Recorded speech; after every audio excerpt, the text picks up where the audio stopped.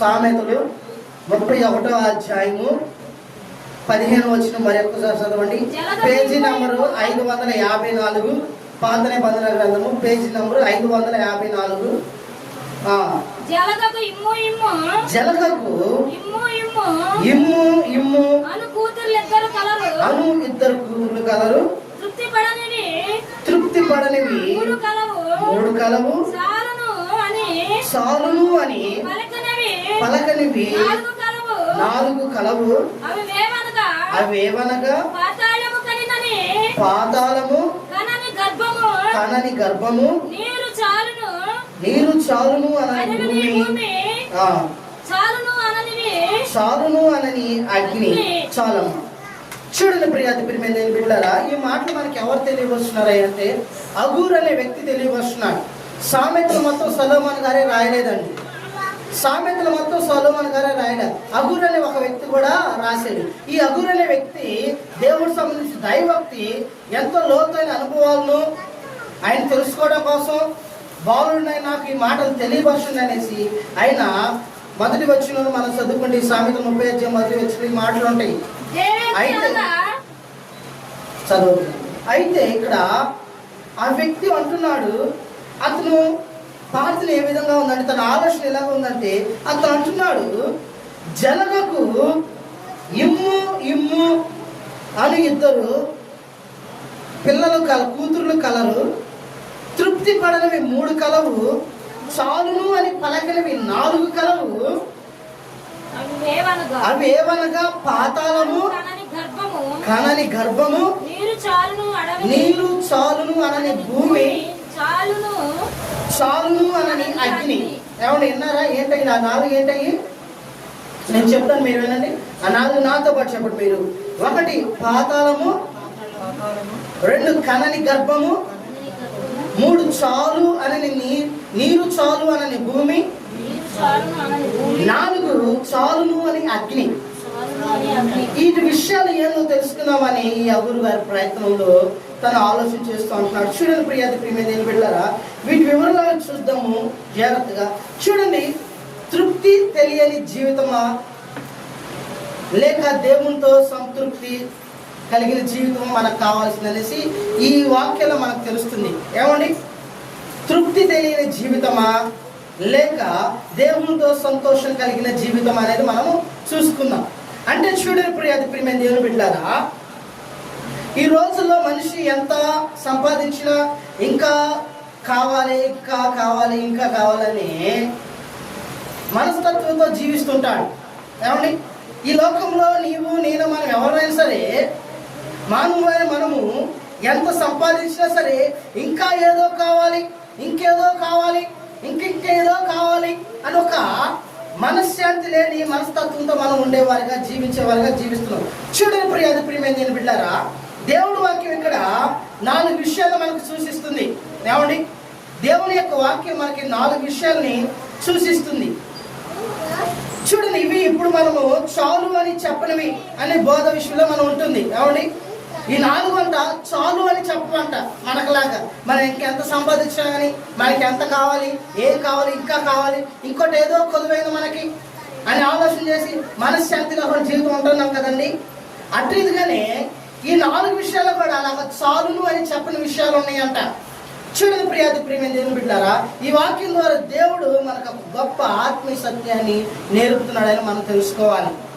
ఈ వాక్యం ద్వారా, ఈ అగూరు ద్వారా దేవుడు మనకు గొప్ప సంగతి తెలుపుతున్నాడని మనం నేర్చుకున్న ఆత్మీయ సంగతులు.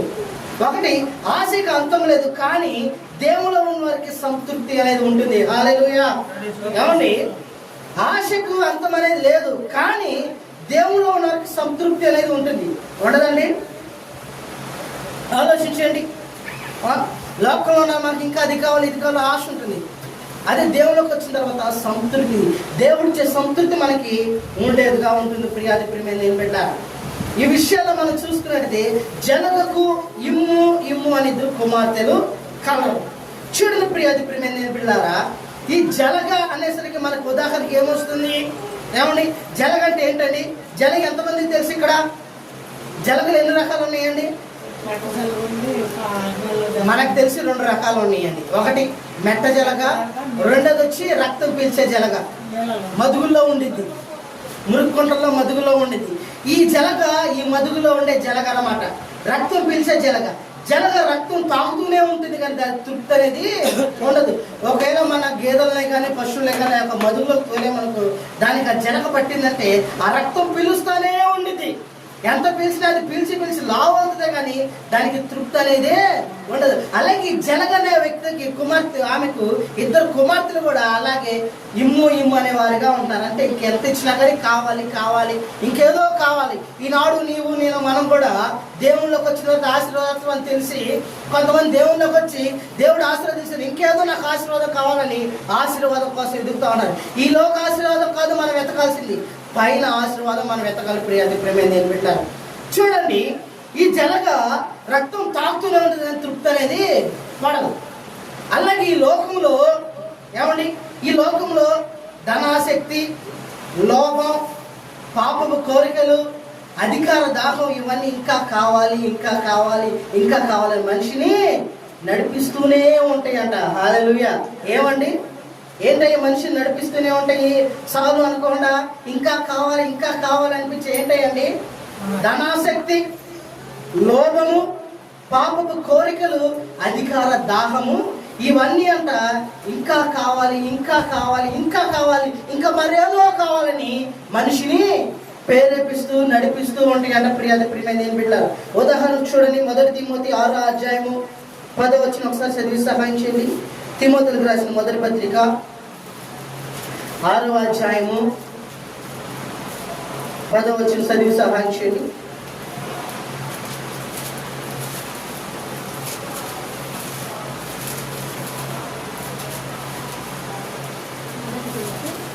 మొదటి తిమోతి 6వ అధ్యాయము 10వ వచనం, పేజీ నంబరు 196, పాత నిబంధన గ్రంథము, పేజీ నంబర్ 196. ఎందుకనగా ధనాపేక్ష సమస్తమైన కీడుకు మూలము, కొందరు దానిని ఆశించి విశ్వాసము నుండి తొలగిపోయి నానా బాధలతో తను తామే పాడు చేసుకుంటుంది. హల్లెలూయా. ఏమండి, పేజీ నంబరు 192, కొత్త నిబంధన గ్రంథంలో ఉంటుంది. 1 తిమోతి 6వ అధ్యాయము 10వ వచనము. ఏమండి, 1 తిమోతి 6వ అధ్యాయం 10వ వచనం ఈ విధంగా అంటున్నాడు, ఎందుకనగా ధనాపేక్ష సమస్తమైన కీడుకు మూలము, కొందరు దాన్ని ఆశించి విశ్వాసం నుండి తొలగిపోయి నానా బాధలతో తమను తామే పాడు చేసుకుంటున్నారంట. హల్లెలూయా. ఏమండి, విన్నారా? ఇది ఏమంటున్నారు? ఈ మాటలు ఎవరు తెలియపరుస్తున్నారు? ఏమండి, అపోస్తలుడైన పౌలు తిమోతికి తెలియపరుస్తున్నాడు. నాయనా తిమోతి, నా నిజ కుమారుడైన తిమోతి, నా ప్రియకుమారుడా, ఈ విషయం జ్ఞాపకం చేసుకో, ఈ విషయం ఒకటి జ్ఞాపకం చేసుకో. ధనవంతులకు అపేక్షించేవారు శోధంలో, ఉరులలో, అవివేక యుక్తులై హానికరమైన అనేక దురాశలలోను పడుదురు. అట్టి మనుషులు నష్టంలోను నాశంలోను ముంచివేయును. ఎందుకనగా ధనాపేక్ష సమస్తమైన కీడుకు మూలము, కొందరు దాన్ని ఆశించి విశ్వాసం నుండి తొలగిపోయి నానా బాధలు తమను తామే పాడు చేసుకుంటున్నారు. హల్లెలూయా. ఏం చేస్తున్నారంటని, ధనాపేక్షకు లోనయ్యి ఇంకా సాలదు, ఇంకేదో కావాలి, ఇంకేదో సంపాదించాలని మనకి వచ్చిన దానికి తృప్తి పడకుండా అవుని ఇంకా కావాలని ఆశించి ఏం చేస్తున్నారే అంటే మూర్ఖత్వంగా తయారైపోయి బంధాలను కోల్పోయి ఏమండి విశ్వాసం నుండి తొలగిపోయి నానా బాధలలో ఏమండి తమను తాము పడవేసుకునే వారిగా ఉంటున్నారు. చూడండి, చక్కగా ఆనందంగా కుటుంబంలో ధనం సిచ్చి పెట్టింది. ఏమండి, అవును కదా? ఎంతో చక్కగా హ్యాపీగా మాట్లాడుకుంటున్న వారు, ఏ గొడవలు లేకుండా ఏ భేదాలు లేకుండా వారి మధ్యలోకి ధనం వచ్చి సిచ్చి పెట్టింది. ఆ ధనం సిచ్చి పెట్టేసరికి ఏమైపోయింది? ఈ ఇంటి మీద కాక ఆ ఇంటి మీద వాళ్ళదు, ఆ ఇంటి మీద కాక ఈ ఇంటి మీద వాళ్ళదు. దేని విషయంలో? డబ్బు విషయం. ఒక డబ్బు కాడికి వచ్చేసరికి లోపల ఒక సామెత ఉంది, తమ్ముడే ఏమంటే ఏ ఆట? పేకాట. ఈ స్వామి తోడు కలుస్తుంది డబ్బు విషయంలోకి వచ్చేసరికి. అర్థమవుతుందండి. అందుకే బైబిల్ గ్రంథం ముందుగా చెప్తుంది, మీరు ఈ లోకంలో సంపాదించిన వాడికి ప్రయత్నం చేయకండి. మీరు పైనున్న దానికోసమే ప్రయత్నము చేయండి అని. చూడని ప్రియాది ప్రియమైన నేను పెట్టారు. ఇక్కడ అంటున్నాడు తిమోతితో అపోస్తలుడైన పౌలు, ఎందుకనగా ధనాపేక్ష సమస్తమైన కీడులకు మూలము. కొందరు దాన్ని ఆశించి విశ్వాసులు తొలగిపోయి నానా బాధలతో తమను తాము పాడు చేసుకుంటున్నారు. ఉదాహరణకు చూడండి ప్రియాది ప్రియమైన నేను పెట్టారా, ధనాపేక్ష అనే కీడులకు మూలం కదా. అయితే యోధ ఇస్కరియోతును ఒక్కసారి ఆలోచన చేయండి. యేసుక్రీస్తు ప్రభువారి శిష్యుడు ఏమండి, యోధ ఇస్కరియోతు చూడండి, కొద్దిపాటి వెండి నాణ్యాల కోసం ప్రభువునే అమ్మేశారు. అవునా కదండి? కొద్దిపాటి వెండి, ఎంత? 30 నాణ్యాల కోసం, 30 వెండి నాణ్యాల కోసం, 33 వెండి నాణ్యాల కోసం ఏం చేశాడండి? యేసు ప్రభువాన్ని అమ్మేశారు. అదే ధనాపేక్ష ఏం చేస్తుంది? సమస్త కీడులకు మూలం అవుతుంది అనమాట. దానివల్ల ఆయన ఏమన్నా సంతోషించాడా? దానివల్ల అతను ఏమన్నా సంపాదించుకున్నాడా? దానివల్ల ఏమన్నా మేడల మీద మేడలు కట్టాడు ఆయన?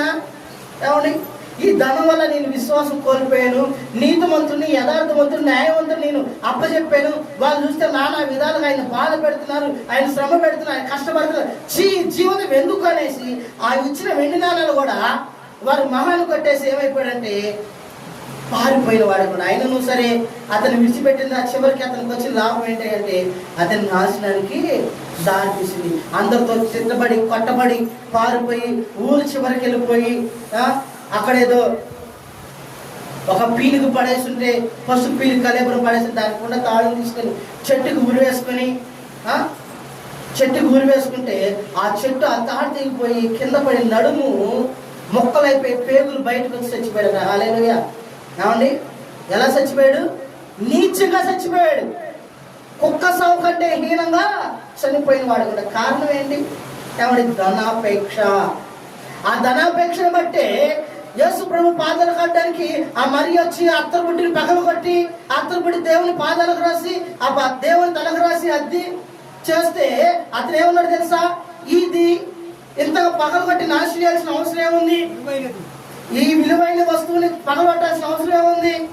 దీన్ని నమ్మితే సుమారు 150 రూపాయలు దాకా రావచ్చు కదా, 200 దినారాలు వస్తాయి కదా, దీన్ని నమ్మి పేదలకి కొన్ని వచ్చేసి కదా, అనవసరంగా ఎందుకు అనేసి ఎందుకు ఆయన ఆలోచన చేశాడంటే ఆయన డబ్బు సంచి అతని దగ్గర ఉంటే ఆ డబ్బులు వస్తే కొంత డబ్బునా తీసుకొచ్చని ధనాపేక్ష కలిగి ఈనాడు నీవు నేను మనం కూడా అదే ధనాపేక్షలో ఉండే వారికి ఉంటున్నాం. ప్రియాతి ప్రియమైన పెట్టాలి.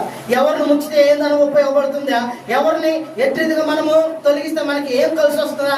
ఎవరి ద్వారా మనకు ఏమొస్తుందని ఆలోచించేసి ఏం చేస్తున్నాం? మూర్ఖుంపులో దూరినట్టుగా అదే పాపు జీవితంలో దూరే వారికి ఉంటున్నాం. కాబట్టి ప్రియాతి ప్రియమైన పెట్టారా, ఒక ప్రశ్న సూటిగా మన హృదయాలకి, మన హృదయంలో ఇమ్ము అనే జలగ ఉందా లేదనేసి ఈ ఉదయకాల సమయంలో మనం పరిశీలన చేసుకోవాలి. ప్రియాతి ప్రియమైన పెట్టారా, ఏం పరిశీలన చేసుకోవాలండి? ఏమండి, ఇమ్ము అనే జలగ నీనా మన హృదయంలో ఉందేమని మనం పరిశీలన చేసుకోవాలి. రెండో విషయం ఏంటంటే ఏమండి, రెండో విషయం ఒకసారి తీయండి. సామెతలు 30:15 మరొకసారి తీయండి.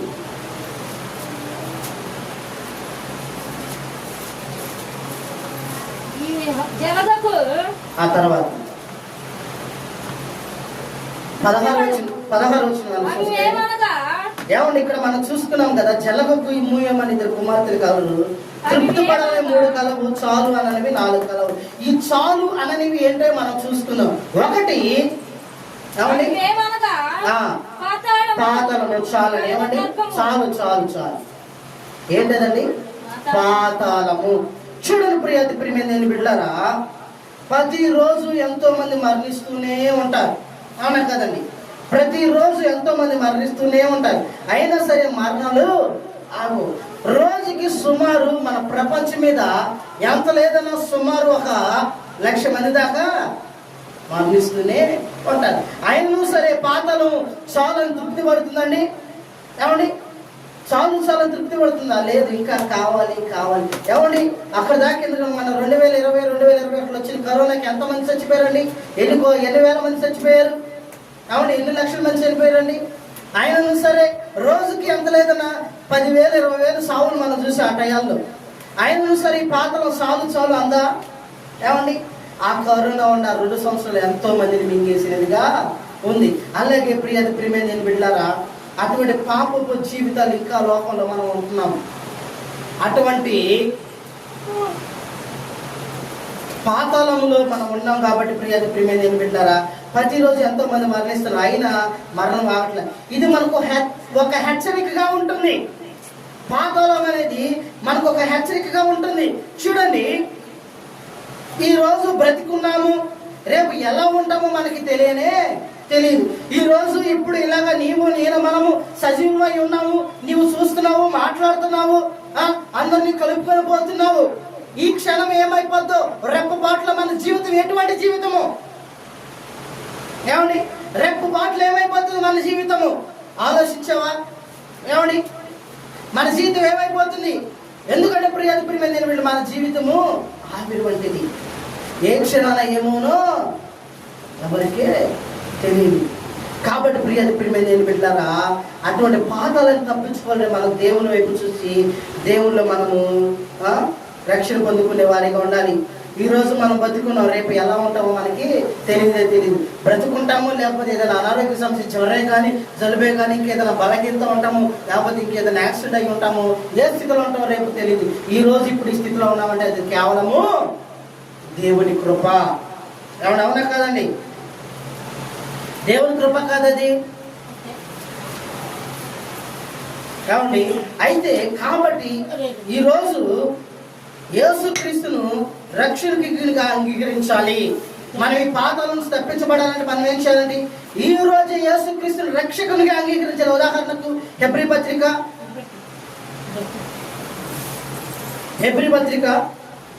9వ అధ్యాయము 27వ వచనం చదివి సహాయం చేయండి. హెబ్రీ పత్రిక 9వ అధ్యాయము 27వ వచనం, పేజీ నంబరు 205, కొత్త నిబంధన గ్రంథము. మనుషులు ఒక్కసారి మృతి పొందవలనని నియమింపబడెను, ఆ తర్వాత తీర్పు జరుగును. అలాగుననే క్రీస్తు కూడా అనేకులను పాపములను భరించుటకు ఒక్కసారి అప్పగింపబడి తన కొరకు కనిపెట్టుకొని ఉండువారు రక్షణ నిమిత్తము పాపము లేకుండా రెండవసారి ప్రత్యక్షమగును. హల్లెలూయా. ఏమంటున్నాడు ఇక్కడ? ఏమంటున్నాడండి? మనుషులందరూ ఒక్కసారి మృతి పొందవాలని నియమించబడిను, ఆ తర్వాత తీర్పు జరుగును. అలాగునే క్రీస్తు కూడా అనేకుల పాపములను భరించుటకు ఒకసారి అప్పగింపబడి తన కొరకు కనిపెట్టుకొని వారు రక్షణ నిమిత్తము పాపము లేకుండా రెండవసారి ప్రత్యక్షమగును. ఏమండి? రెండోసారి యేసుక్రీస్తు ప్రభువారు ఎందుకు ప్రత్యక్షం అవుతున్నారు? పాపంతో నిండి ఉన్న మనల్ని, పాప భూమిలో గుబిలిపోతున్న మనల్ని, పాపం ద్వారా మరణం తెచ్చుకున్న మనల్ని ఆ పాపం నుంచి విడిపించడానికి, ఆ పాపంలో నశించిపోకుండా మనకు రక్షణను అనుగ్రహించడానికి, ఆ పాపంలో మనము జీవించి కూడా మనకి నిత్య జీవాన్ని కలుగజేయడానికి, ఏమండి? పాపంలో కొట్టుమిట్లాడుతున్న వాళ్ళకి నిత్య జీవాన్ని కలుగజేయడానికి ఆ తండ్రిని యేసుక్రీస్తు ప్రభువారు ఈ లోకానికి వచ్చారు. ఈ లోకానికి వచ్చి మనం ఇంకా పాపమై ఉండగానే నీ కొరకు నా కొరకు తన ప్రాణాన్ని పెట్టి మనకి రక్షణను అనుగ్రహించిన వాడిగా ఉన్నాడు. ప్రియమైన ఏం పెట్టారా? అలాగే రేపు తీర్పు రోజున ఆ తీర్పు నుంచి మనం రక్షించడం కోసం మన కొరకు ఆయన మళ్ళీ రక్షణ నిమిత్తం పాపం లేకుండా రెండోసారి మనకి ప్రత్యక్షమయ్యేవాడిగా ఉంటాడు. అంటే ప్రియమైన ఏం పెట్టారా? మనుషులు ఒక్కసారి మరణించుట నియమింపబడింది కాబట్టి ఈ మరణించే లోపు, ఈ రాకడ సమయం వచ్చే లోపు మనం ఏం చేయాలంటే మన హృదయానికి మారు మనసు పొందుకొని పాతాల నుంచి తప్పింపబడే వారిగా ఉండాలంటే దానికి ఒకటే ఒక కారణము, క్రీస్తు రక్షకుడు అని మనం అంగీకరించే వారిగా ఉండాలి. రెండో విషయం ఏంటంటే ప్రియమైన ఏం పెట్టారా? కాని గర్భము. ఒకటి, పాతాళము నాకు చాలు అనదు. ఎంతమంది రోజుకి ఎంతో మంది చనిపోతున్నారు, అయినా సరే చాలు అనే మాట పాతాళ నోటి నుంచి రాదు. అలాగే ఇంకో విషయం ఏంటంటే కనని గర్భము. ఏమండి? కనని గర్భము. సంతానం కోసం ఎదురు చూసే కుటుంబాలు బాధను దేవుడు చూస్తాడు. సంతానం లేదని బాధపడే వారి విషయాన్ని దేవుడు చూస్తాడు. దేవునికి మొరపెడితే, దేవుడిని అడిగితే అది దేవుడు వారికి సఫలపరిచేవాడిగా ఉంటాడు. ఉదాహరణకి శారా అన్న ఎలిజబెత్, వీళ్ళు ముగ్గురు విషయాలు చూసుకున్నట్లయితే శారా ఎన్ని సంవత్సరాలు? 90 సంవత్సరాలకు కుమారులు కంది. హన్న పెళ్ళయి 25 సంవత్సరాలు 20 సంవత్సరాలు పిల్లలు లేరు. తర్వాత దేవుని సన్నిధికి వెళ్ళి కన్నీటితో మొరపెడితే దేవుడు తనకి ఒక మగ పిల్లవాడిని ఇచ్చాడు. అతని పేరే సమూయేలు. తర్వాత ఎలిజబెత్ వాళ్ళ వృద్ధాప్యంలో బాప్టిజం ఇచ్చి యాకోబుని వారికి దేవుడు ఇచ్చిన వాడిగా ఉన్నాడు. అలాగే ప్రియమైన నేను బిడ్డలారా, మీరంతా దేవుని ఎదుట ప్రార్థించి ఆశీర్వాదము, వీరంతా ఎవరు? శారా, హన్న, ఎలిజబెత్, వీరంతా దేవుని ఎదుట ప్రార్థించి ఆశీర్వాదము పొందుకున్నారు. ఇది మనకు నేర్పించే ఒక ఉదాహరణ. అయితే చూడండి ప్రియమైన నేను బిడ్డలారా, మనుషుడు ఇవ్వలేనిది దేవుడు ఇవ్వగలడు. దేవునికి సమయమే ఉత్తమమైన సమయం అని మనం ఎరిగే వారిగా ఉండాలి. ఏమండి, సాధారణంగా మనుషులు గర్భఫలం ఇవ్వగలరా? ఏమండి, ఈనాడు ఇస్తున్నారు కదా డాక్టర్లు, ఐవీవీ ట్రీట్మెంట్ ద్వారా గర్భఫలం లేని వారికి గర్భఫలం ఇస్తున్నారు అంటున్నారు. అదేమండి ఎంతవరకు? అది ఒకసారి చేపిస్తే ఎన్ని వేలు అవుతుంది? ఏమండి, అది ఒకటి చేయించాలి, ఐవీవీ చేయించాలి, అంత లేదన్నా 50-70 వేలు దాకా ఉంటుంది. అవునా కదా? అయితే అది ఒకసారి చేసిన తర్వాత నిలబడదో అనేది కూడా లేదు. అది దేవుడి పాదాలు పట్టుకుంటే ఎటువంటి ఇంగ్లీషులు లేకుండా దేవుడు వృద్ధాప్యమందు బలాన్ని సమకూర్చి అబ్రహాము కుమారుని ఇచ్చిన రీతిగా, పిల్లలు లేరని అన్న బాధపడుతుండే అన్నకి కుమారుని ఇచ్చిన రీతిగా దేవుని సన్నిధిలో యాజకత్వం చేస్తున్నా ఎలిజబెత్ కుటుంబానికి కుమారుని ఇచ్చిన రీతిగా నీకు కుమారుని ఇవ్వరా? మనుషుల వైపు చూసి మనుషులు చేస్తారని ఆలోచన కాదండి. దేవుని వైపు చూడండి, దేవుడిని అడిగి చూడండి. దేవుడిని అడిగి చూస్తే అబ్రహాం అడిగాడు, 5 సంవత్సరాలకి ఇచ్చాడు. నీకు కూడా అలాగే. ఎందుకంటే దేవుడు అంటున్నాడు కదా, నేను వాగ్దానాలు నెరవేర్చడానికి తగిన వాడను, కానీ నా వాగ్దానాలు ఎందుకు లేట్ అవుతున్నాయి అంటే అందరూ అంతటా మారు మనసు పొందాలని నా వాగ్దానం నేను నీ కుటుంబ సంతానం లేకపోవడం కారణమైంది. నువ్వు దేవుడిని ఎరిగావా? దేవుని సన్నిధికి వెళ్తున్నావా? ప్రార్థన చేస్తున్నావా? ప్రార్థనలు ఎడకలుగా ఉంటున్నావా? కారణం ఏంటంటే దేవుని పాదాలు పట్టుకొని అడుగు.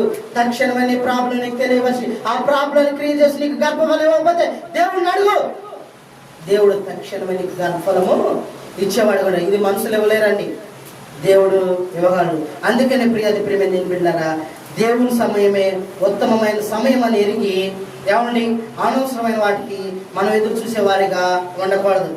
3వ విషయం ఏంటంటే ప్రియమైన బిడ్డలారా, నీరు చాలు అనని భూమి. ఏమండి, నీరు చాలును అనని భూమి. చూడండి ఎంత వర్షపాతం పడుతుంది. ఏమండి, ఎంత వర్షం పడుతుంది. ఎంత వర్షం పడినా సరే మనకి రోడ్డు మీద 1 పూట 2 పూటలు నీళ్ళు తర్వాత నీళ్ళు కనబడతాయండి. ఏమండి, కనబడతాయా? ఆ నీరంతా ఏమైపోతుంది? ఆలోచించండి. భూమి ఎప్పుడు వర్షాన్ని స్వీకరిస్తూనే ఉంటుంది. అవునా కాదా? భూమి ఎప్పుడు వర్షాన్ని స్వీకరిస్తూనే ఉంటుంది. అలాగే మన హృదయం కూడా దేవుని వాక్యాన్ని ప్రతిరోజు స్వీకరిస్తూ ఉండాలి. ఏమండి, మనము దేవుని సన్నిధిలో అరగంట గంట కూర్చోడానికి అల్లలాడిపోతాం. దేవుని వాక్యం 10 నిమిషాలు చెప్పబోతాడు, ఎప్పుడు ఎంతసేపు చెబుతాడో 10 నిమిషాలు ఇంకా ఎక్కువ వెళ్ళిపోతాడు. గంట వెళ్తాడాము, 2 గంటలు వెళ్తాడాము, 3 గంటలు వెళ్తాము, అంతసేపు కూర్చుంటామని అంటాం. కానీ భూమి కానీ ఏమండి నీరుని చాలు చాలు అనకుండా ఎంత నీరు వచ్చినా సరే అంత నీరు తనలో కలుపుకొని చూసేవా. అలాగే దేవుని యొక్క వాక్యం కూడా మన హృదయాన్ని స్వీకరించే రీతిగా నేను మనము ఉండాలని బైబిల్ గ్రంథం తెలియపరుస్తుంది. ప్రియమైన నేను పెట్టారు. ఒక్క ఆదివారమే విన్న వాక్యం సరిపోదండి. ఏమండి, శనివారం ఆదివారం అంటున్నామా, ఆ రోజు 2 రోజులు అంటే వాక్యం సరిపోతుంది అనుకుంటున్నారేమో. ఆ వాక్యమే మన జీవితానికి చాలండి. ప్రార్థన ఉండాలి, ప్రతిరోజు బైబిల్ పఠనం ఉండాలి, ప్రతిరోజు పరిశుద్ధ జీవితం అవసరం మనకి. ఇటువంటి మనకుంటే మనం ఏమనాలంటే భూమి చాలు చాలును చాలును అనుకోకుండా నీరుని ఎట్లా అయితే తీసుకుంటుందో, ఏమండి ఆ భూమి మీద వర్షం పడినప్పుడు ఆ నీరు భూమి పీల్చుకుంటే మనం ఈ రీతికి భవనాల్లో ఉండేవాళ్ళు కాదండి. ఒకసారి మన పాత జీవితాలు బైబిల్ లోకి వెళ్తే చూడండి, ఆ టైంలో భూమికి ఆజ్ఞాపించాడు, భూమి నువ్వు నీరు పేలవద్దని భూమికి ఆజ్ఞాపించాడు, ఆకాశానికి ఆజ్ఞాపించాడు, ఆకాశం నువ్వు తూములు తెరువు అని. వర్షం వచ్చింది, 40 రోజులు అఖండ వర్షం పడింది.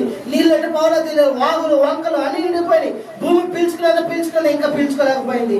మొత్తం నీరు వచ్చేసి సమస్తం నాశనము అయిపోయింది. కానీ దేవుడు భూమికి ఆజ్ఞాపించాడు, అటువంటిది మళ్ళీ ఎప్పుడు రాకుండా భూమి నువ్వు నీరుని పిలుచుకో. అలాగే మనుషులమైన మనము దేవుని వాక్యాన్ని అలాగ స్వీకరించే వారిగా ఉండాలి, అలా ఆహ్వానించే వారిగా ఉండాలి. ఒక శనివారం, ఆదివారం లేదా బుధవారం మన దేవుని సన్నిధికి వెళ్ళి ఆ వాక్యం వింటే సాగాలి. ప్రతిరోజు ప్రతి దినము దేవుని వాక్యంలో ప్రార్థనలో మనం దేవుని పరిశుద్ధత కొరకు ఎదురు చూసే వారిగా ఉండాలని బైబిల్ గ్రంథం తెలియకోసం ప్రియమైన నేను పెట్టారా. అలాగే ఇంకో విషయం ఏంటంటే సౌలును అనని అగ్ని. ఏమండి, అగ్ని ఎంత ఇంధనం వేసినా కానీ మండుతూనే ఉంటుంది, కానీ అలానే చిన్న పాపం కూడా వదలకుండా పట్టుకుంటే మన జీవితం కూడా కాల్చివేయబడుతుంది అన్నమాట. ప్రియమైన నేను పెట్టారా. దావీదు అందుకే అన్నాడు కదా, నేను నా పాపమును కప్పుకొనక నీ ఎదుట ఒప్పుకొనుచున్నాను అన్నాడు. మనలో ఉన్న చిన్న పాపమైనా సరే, నల్లకొంటి పాపమైనా సరే దాన్ని వదిలిపెట్టాలి, విడిచిపెట్టాలి, దాన్ని ఒప్పుకోవాలి. ఒప్పుకొని మన జీవితాన్ని మనం సరి చేసుకుంటేనే అగ్నిలో కాలకుండా మనం ఉంటాం. ప్రియమైన నేను పిల్లారా. అవి ఏంటంటే, ఒకటి మనలో అబద్ధము, అసూయ, కోపము, వ్యభిచార ఆలోచన మన హృదయంలో నిండి మన అపవిత్రపరిచి మనకి ఏం చేస్తున్నాయండి, నాశనం చేసేవిగా ఉంటాయి. వాటిని వెంటనే విడిచిపెట్టాలి. వాటిని వెంటనే విడిచిపెడితే రేపు తీర్పు దిన అగ్నిలో మనం పడాల్సిన అవసరం లేదు. అది కూడా అగ్ని నోరు తెలుసుకున్నది, రమ్ము రమ్ము ఇమ్ము ఇమ్ము అనేసి. మనం వింటున్నారా? ఏముంటుంది పాదాల అగ్ని అంట, అగ్ని ఆరదు పురుగు సావదు. ఆ పురుగు ఎవరనుకున్నావు? నీవు నేనే. మనం ఆ అగ్నిలో మలమల మాట కంటే దేవుని వాక్యాన్ని తెలుసుకొని దేవుని వాక్యానుసార జీవితము నీవు నేను మనము జీవిస్తే ప్రియమైన నేను బిడ్డలారా.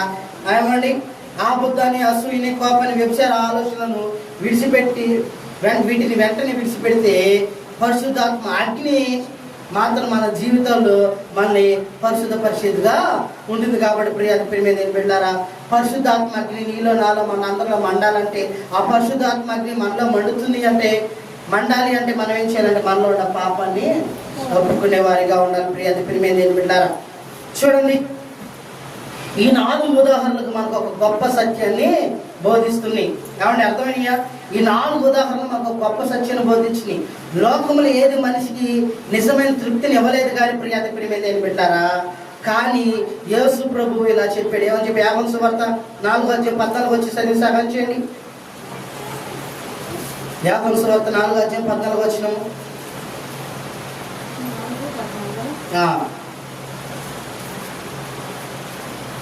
యోహాను సువార్త 4:14 ఈ విధంగా ఉంది.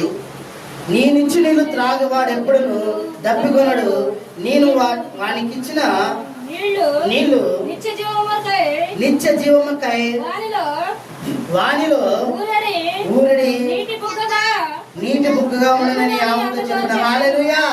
ఏమంటాడండి? ఏమన్నాడు? మనకి ఈ చరిత్ర మనకు తెలిసింది. యోహాను సువార్త ఈ 4వ అధ్యాయం చరిత్ర మనకు తెలిసింది. ఎవరి చరిత్ర అండి ఇది?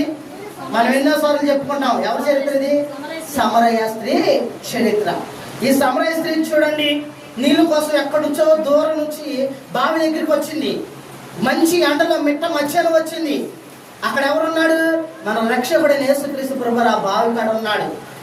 మా సమరయ స్త్రీ చూసి, అమ్మ నాకు తాగడానికి నీళ్ళు ఇమ్మంటే అవంది. మీరేమో సమరయాలు, మీరేమో యూదులు, మేమేమో సమరయాలు, మీకు మాకు సాంగత్యం కూడా లేదు. అదిగా భక్తులు అన్నాడు కదా. ఏమంటాడంటే, యేసుక్రీస్తు ప్రభువు అలసిపోయి ఆ బావి కాడ కూర్చొని ఇలా ఉంటే అంటున్నాడు, అమ్మ నాకు దాహంగా ఉంది, నీళ్ళు ఇమ్మని అడిగితే ఏమంది?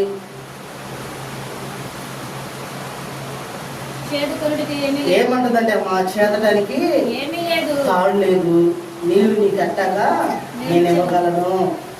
భక్తులు అలిసాడమ్మా నా అందాల రాజు, సొలసాడమ్మా నా బంగారు యేసు, అలిసాడమ్మా నా అందాల రాజు, సొలసాడమ్మా నా బంగారు యేసు.